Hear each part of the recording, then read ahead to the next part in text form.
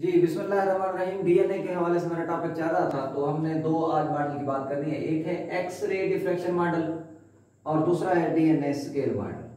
जो x ray diffraction model है, ये दो साइंटिस्ट थे, इन्होंने आमतौर पे ये प्रपोज किया था, और एक था मोरिस विल्कन और दूसरा था रोजालैंड फ्रैंकलिन।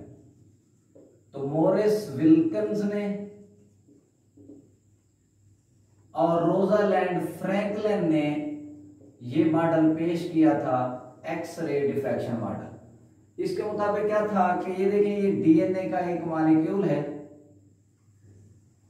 और उन्होंने डीएनए के मॉलिक्यूल में से देखें एक्सरेज को पास किया, गुजारा।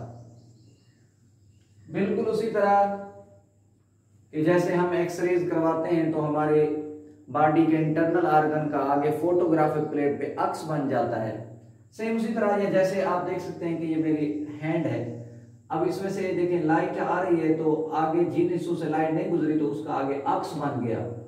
तो इसी तरीके से जब उन्होंने एक्स रेज डीएनए के मॉलिक्यूल से गुजारे तो जहां जहां एटम्स थे वहां से ये रेज टकराई और फिर ये डिफ्रैक्ट हो गई, मुड़ गई।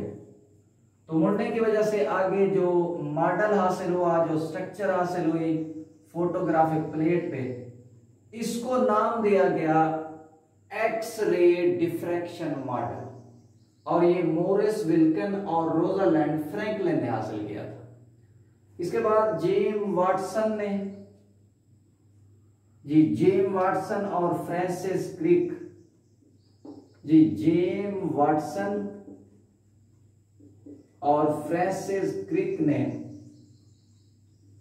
जो मॉडल पेश किया था, इसे कहते हैं डीएनए स्केल मॉडल। अब डीएनए स्केल मॉडल के मुताबिक पहली बात कि डीएनए जो है ये डबल स्ट्रैंडेड है, यानी डीएनए के अंदर दो स्ट्रैंड्स हैं या दो पॉलीन्यूक्लियोटाइड्स की चेन मौजूद है, और ये दोनों स्ट्रैंड एंटी पैरेलल हैं, यानी पैरेलल तो होंगे लेकिन डायरेक्शन अपोजिट रहेगी। कि देखें, अगर एक स्ट्रैंड 3 प्राइम टू 5 यूं जा रहा है तो दूसरा इस तरफ आ रहा होगा 3 प्राइम टू 5। जी, ये यूं है और ये इस तरीके से, तो इसे हम कहते हैं एंटी पैरेलल। एक स्ट्रैंड है पैरेलल, एक यूं जा रहा है, एक इस तरीके से आ रहा है, और इन दोनों स्ट्रैंड की आपस में जो बॉन्डिंग है that is called hydrogen bonding. तो दोनों स्ट्रैंड हाइड्रोजन बॉन्ड्स के जरिए आपस में अटैच हैं। वो किस तरीके से, पहले मैंने ड्रा किया था कि एक स्ट्रैंड की जो बेसेस हैं, देख लें, ये एक बेस है, ये पेंटोज शुगर है और ये फास्फेट ग्रुप है। तो इसी तरीके से ये कोई दूसरी बेस है, मैं प्यूरिन ड्रा कर रहा हूं, ये पेंटोज शुगर है। तो फास्फोरिक एसिड ने एक न्यूक्लियोटाइड के 5 एंड से अटैच होना है और दूसरी तरफ से उसने 3 के साथ अटैच होना है। तो इस तरह ये एक चेन बन गई जिसमें 2 न्यूक्लियोटाइड है। अगर मैं अपोजिट डायरेक्शन में एक और, ये अगर पैरिमिडीन है तो इसका अपोजिट हमेशा पैरिमिड प्यूरिन होगी। ये अगर पैरिमिडीन है तो अपोजिट हमेशा प्यूरिन होगी। तो ये देख लें, प्यूरिन है, ये पेंटोज शुगर में ड्रा कर रहा हूं,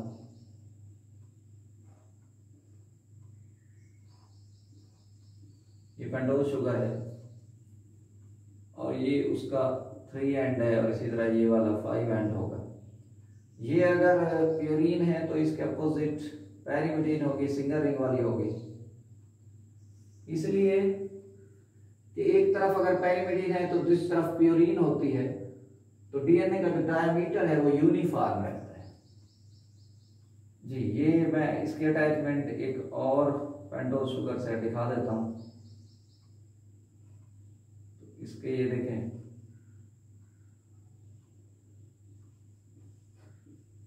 जी इसी तरह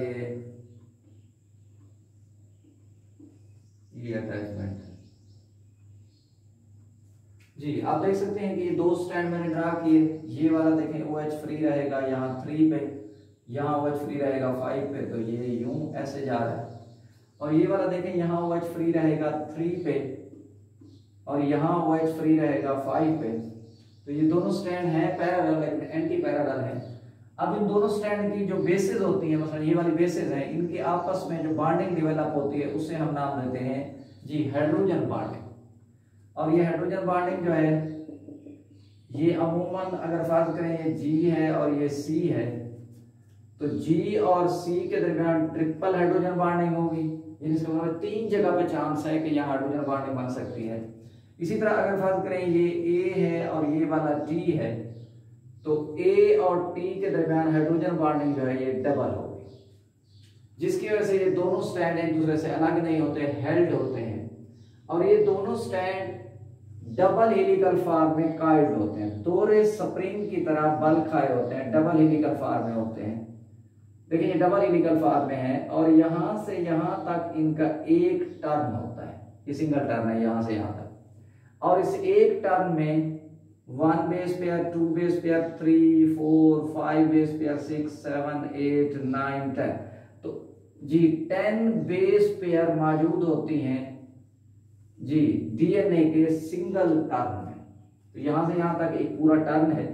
और ये जो आमतौर पे बनता है डिस्टेंस वो 34 एंगस्ट्रॉम है। तो 1 angstrom is equal to 100 millionth of the centimetre. तो यहां से यहां तक एक टर्न है और हर टर्न जो है 10 बेस पेयर के बाद रिपीट होता है। लाजिम बात है जब हर टर्न सेम तादाद में बेस पेयर के बाद रिपीट होगा तो इसका जो आमतौर पे डिस्टेंस बनेगा वो सेम रहेगा। कितना रहता है? 34 एंगस्ट्रॉम। ये जो मॉडल मैंने पेश किया है ये है DNA scale model of James Watson और फ्रांसिस क्रिक। आगे अमाउंट ऑफ डीएनए के हवाले से बात करनी है। ये ध्यान में रखें कि डीएनए की अमाउंट आमतौर पे स्पीशीज टू स्पीशीज वेरी करती है। वजह कि species to species number of chromosome vary करते हैं।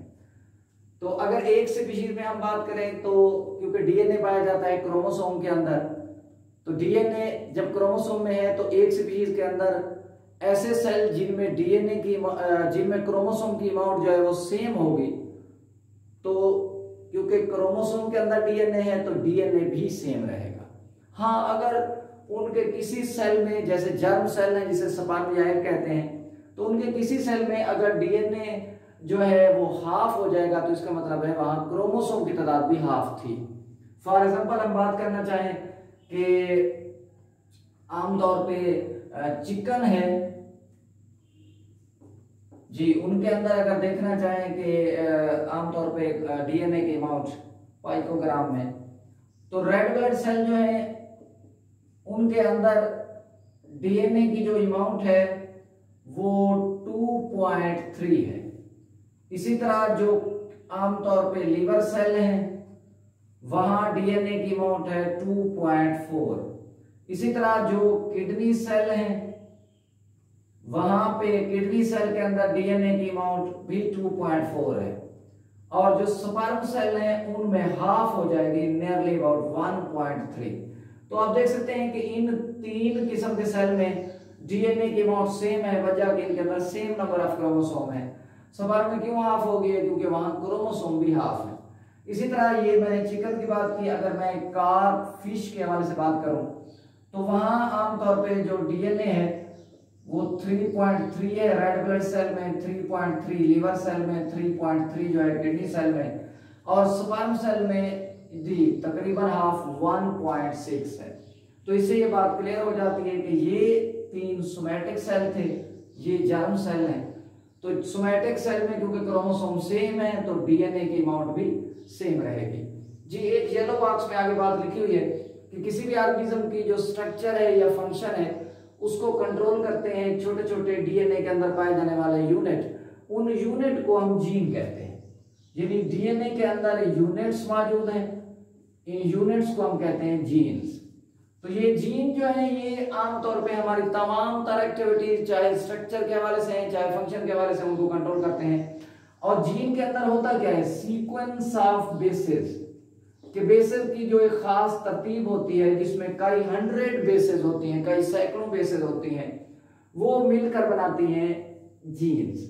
अब जो जीन है जब ये डीएनए के अंदर मौजूद है, इन्होंने कंट्रोल करनी है हमारी एक्टिविटीज को, इसमें बेसिस ऑफ सीक्वेंस मौजूद है और ये बेसिस ऑफ सीक्वेंस मिलकर छोटे आमतौर पे यूनिट बनाते हैं और यही यूनिट जीन कहलाएंगे। अब अगर देखना चाहें कि एक जो बैक्टीरियम है जिसका नाम है ई कोलाई या सर्शा कोलाई, हमारी इंटेस्टाइन के अंदर पाया जाता है।